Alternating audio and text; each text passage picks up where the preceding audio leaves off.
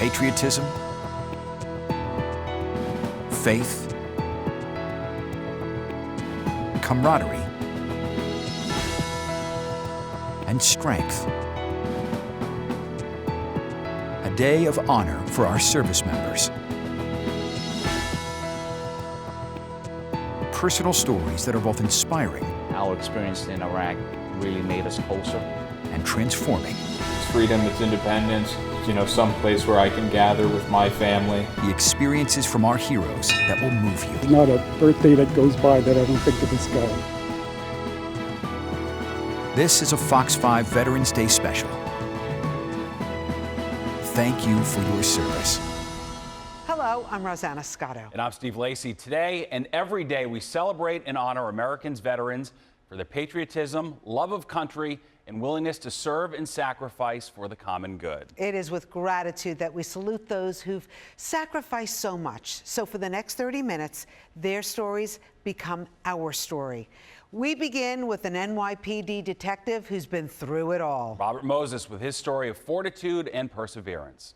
It is nothing short of miraculous that NYPD detective Wing Har is even alive today. You will soon understand why.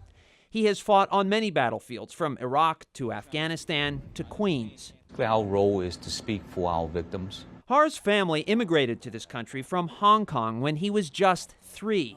As a senior at Flushing High School, he enlisted in the Army National Guard. That was in 1997. Following the 9/11 attacks, he helped with the recovery effort at Ground Zero. In 2003, the U.S. went to war in Iraq. Har's unit was activated and deployed there. I always had a sense of duty and to give back to this country. Har nearly made it out of Iraq unscathed. But then came August 7th, 2005. 2 IEDs hit a Humvee in Baghdad and killed 2 soldiers from New York, Anthony Calladine and Hernando Rios, 2 of Har's buddies. Another friend, Brian Lopez, a member of the FDNY, was severely wounded. Har himself was shot twice. I was lucky that my ballistic plate and my extra body armor that protected our groin area, instead of having it on my groin area, I slid it back towards my black plate. That saved my life. Many people would have called it quits after that brush with death in Iraq. Not Har. He volunteered to go to Afghanistan in 2007, and in 2008 he was right behind a Humvee when it hit a roadside bomb, killing NYPD officer Deon Taylor. Har rescued the gunner. And I was able to pull him away from the burning Humvee and into safety. Ask Har to recall his fallen buddies, and suddenly the tough guy who speaks matter-of-factly and carries a gun wells up. Those memories will always be there. Everything I do now is because of them. They're not here to live their life, to make a difference, in our society today. Which is why he feels the need to make a difference. About 3,600 members of the NYPD, or around 10% of the force, are veterans who are uniquely suited for the job. They will take charge and lead the group and take command of the scene, which I do like. We do bring a different mindset to the law enforcement field. Har is now trying to close 3 open MS-13 homicide cases. He takes pride in the cases he has already closed, like one I covered back in December 2015. So that attack was completely random. It was a heinous crime that grabbed the city's attention. A man seemingly appeared out of nowhere and slashed a 16-year-old Chinese exchange student in Whitestone as she walked to school in a case of mistaken identity. Har ate, slept, and breathed that case. After months of investigating, he and his partners arrested the slasher and the man who hired him. That's just one example of how Har and veterans like him on the force keep the city safe each day.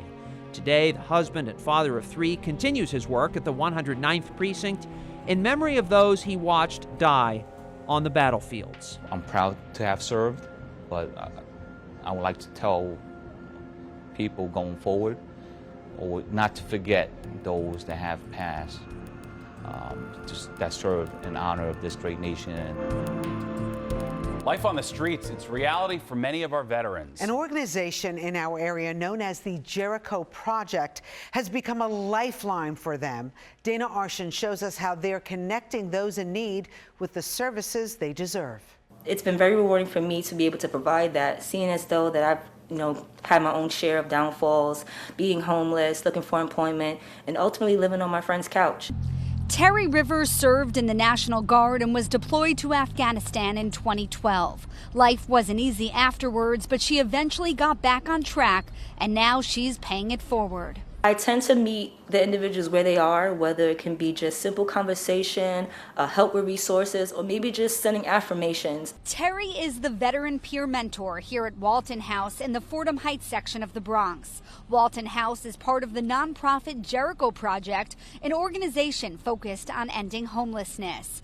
This location opened in 2018 to meet the needs of struggling veterans, young adults, and members of the LGBTQ community. For U.S. Army veteran Carl Samuels, the camaraderie here makes him feel at home. Well, I get to interact with other branch and service members, and they could tell me what kind of stuff they've been through during their career. You know, we share war stories, as they say. Each resident here has their own lease and key to a studio apartment for which they only pay a third of their income. The facility also provides free employment, health, and wellness services to all its tenants. The CEO of Jericho Project believes these resources are more important now than ever before as troops come back from Afghanistan. Most of them come to us in their 50s or older, and many times it's their first apartment they've had ever or in a really long time. And having a community of veterans really helps them, be back with their fellow service members. There are 89 apartments total here, but a handful of them are empty, which means they are still taking applicants, both veterans and young adults. For more information, you can just contact Jericho Project. Now to the traveling exhibit getting lots of attention. Jody Goldberg with a look at the Vietnam Veteran Memorial that comes to you.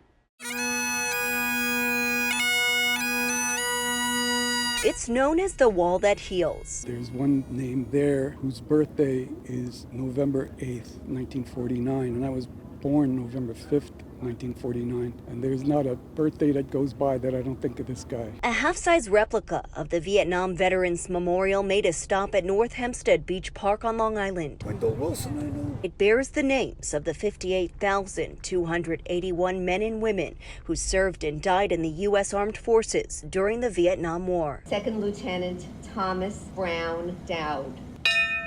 The memorial is bittersweet to veteran and two-time Purple Heart recipient Donald Simmons. 10 years, 58,000 lives, how many billions of dollars? This year, the moving wall is scheduled to visit some 30 communities nationwide. This is somebody, it's not just a name on a wall. It's an educational tool for a younger generation and a reminder of a difficult time in our country's history. Our veterans came back really not greeted with the respect and the honor that many of them should have been. And so this is an opportunity to say thank you once again. Thank you for the sacrifice. The actual Vietnam Veterans Memorial remains one of the most visited memorials in the United States Capitol, with over 5 million visitors each year. However, for the majority of Americans who aren't able to get there, the replica serves as a way for people to pay their respects locally. My time was Desert Storm era, so anytime that I have the opportunity to be there and support, I am there to support. Fellow veterans and family members of veterans, just some of the people paying tribute to the men and women who never made it home. It's remembering, it's respect, dignity, honor. Honoring those who fight for our freedom, not just on one day, but all year round. It's important that we never forget that the sacrifices all our military makes, not just Vietnam veterans. Every veteran that ever served put their life on the lines. Coming up, a surprise years in the making. This young man, he deserved it, he earned it, he gave his body for our country. Now we're giving him a home. Then, these vets take over Broadway. I'm guessing you never heard of Gander before. Well, that's it in a rear view mirror.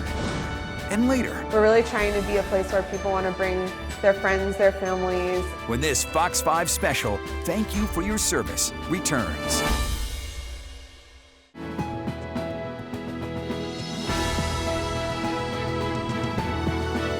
Welcome back to this Fox 5 special. Thank you for your service. So we are committed to honoring our service members, and what better way to honor some of them than pay off their mortgage? Teresa Priolo is there as one family gets the great news. It is a home fit for a hero and his precious 7-year-old daughter.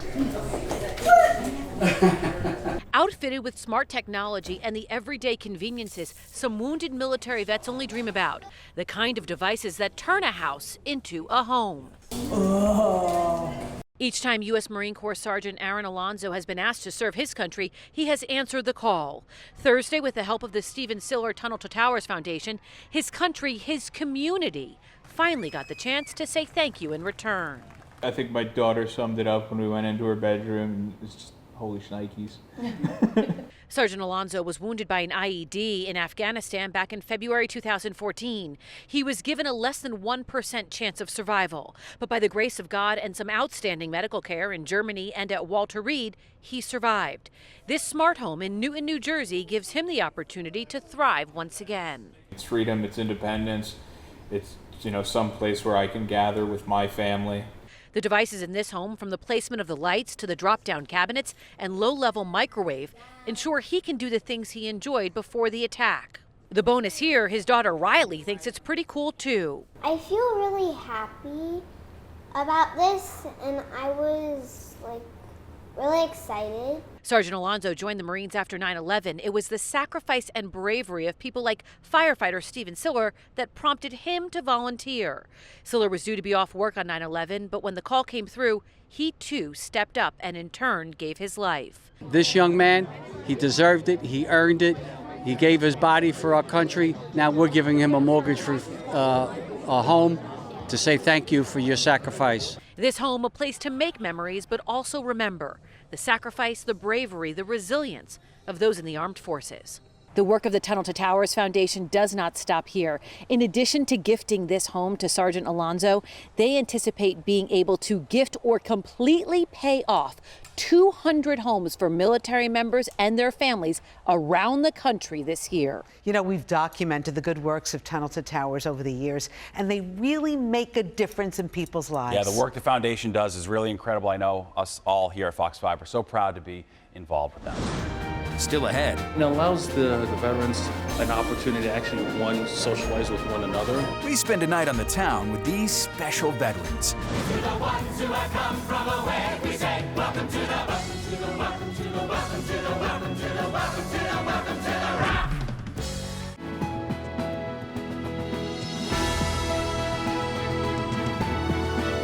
A big night out on the town for a group of vets. They took part in a program which sends New York City veterans to Broadway shows. Very exciting. Antoine Lewis was there to capture the moment. I'm pretty excited. I'm personally, I don't go to Broadway plays that often. And that excitement for Air National Guard veteran Robert Paris is courtesy of the TDF Veterans Theater Going program. TDF's Director of Accessibility, Lisa Carling, says the program's mission is to help veterans experience the joy of live theater for free.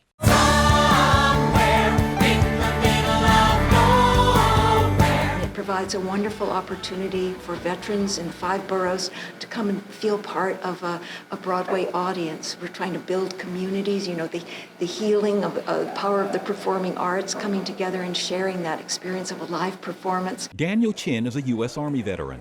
It allows the veterans an opportunity to actually, socialize with one another. Sometimes we don't have that opportunity at the company. Arthur Hudman served in the United States Coast Guard. We live in Queens, so a lot of times it's a little bit difficult to get out here, make time, and often it's very expensive to get out to a play. I'm guessing you never heard of Gander before. Well, that's it in a rear view mirror. The production the veterans attended was the Tony Award-winning musical Come From Away, which tells the true story of how the small town of Gander on the Canadian island of Newfoundland welcomed and embraced 7,000 strangers who were aboard 38 planes and found themselves stuck in Canada after all U.S. airspace was closed to traffic on September 11th.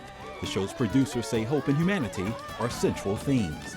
It is about how ordinary people do extraordinary things. So I could not think of a better connection than with our veterans, with our members of the armed services. Coast Guard vet Bill Capoon says seeing how a community put its arms around total strangers is something he and most veterans can relate to. On a Coast Guard vessel, we'd pull into ports. We'd have a port call there where we'd be immersed in a new community. And come from away is pretty much the same thing, where people were all of a sudden trapped in a new area and the community reached out to them and connected with them. Welcome to the Rock if you come from away. At least during that time when the 9/11 attacks did happen, it hit home. And it's just nice to see, you know, somewhere outside of where we're familiar with, actually coming together and you know, helping people when they needed help. Hey, sit down right here. You'll feel better in a year. Come From Away is one of many shows now back on Broadway after the COVID-19 pandemic brought the Great White Way to a standstill in March of last year. Outside of the theater after the performance, a sense of gratitude from the wives of these veterans for TDF's theater-going program. Because a lot of veterans don't know that this stuff is out there, and they give access to them. So that's even more important. And for finding a unique way to thank New York's veterans for all they've done by serving our country. I think that it's really important for me to see this show with him, because sometimes it's very easy to brush things off and to move on with our lives, but we need to remind ourselves of the impact that 9/11 had on all of us. We weren't married yet, but we were dating and we lived through it. And I remember how he was there, and there was nothing that he wouldn't have done. Being here tonight with him, knowing that he served and he did his time, and also having a child who also wants to go and serve in the near future, you know, it hits the heart. It really does. To the ones who have come from away, we say welcome to the welcome to the welcome to the welcome to the welcome to the welcome to the welcome to the Rock. Next, vet-owned, women-owned. It's very exciting to be able to build a more inclusive company. When this Fox 5 special, Thank You for Your Service, returns.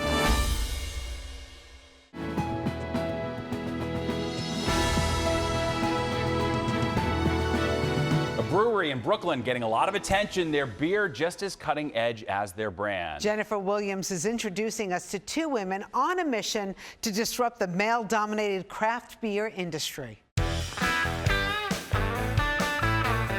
We believe that they've been ignored in the past by beer, which has been predominantly masculine and catering to craft beer nerds. Leanne Darland and Tara Hankinson are the founders of Talea Brewery in Williamsburg, the first female and veteran-owned production brewery and taproom in New York City.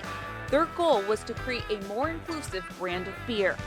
We both had a common dream, and we would take, you know, our friends and our moms to the grocery store and not see any beers on the shelves that felt like it was speaking to us.